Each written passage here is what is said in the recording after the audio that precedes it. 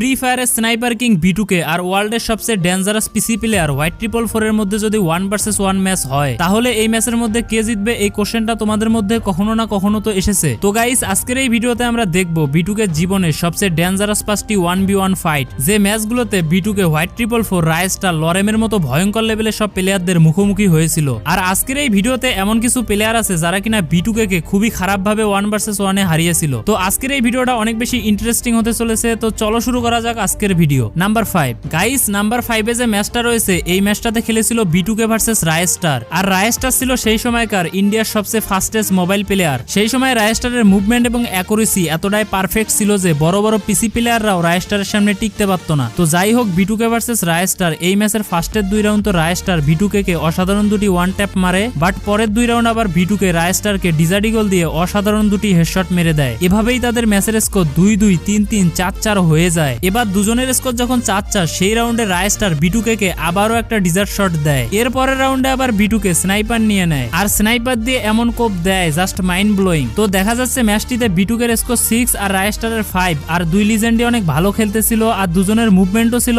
অসাধারণ। But sniper god বিটুকেই কিন্তু শেষ পর্যন্ত ম্যাচটি জিতে গেল। তবে রায়স্টারও কিন্তু কম খেলেনি, কারণ সে মোবাইলে খেলে বিটুকের মতো একজন গড লেভেলের পিসি প্লেয়ারকে 5-7 স্কোরে টক্কর দিয়েছে।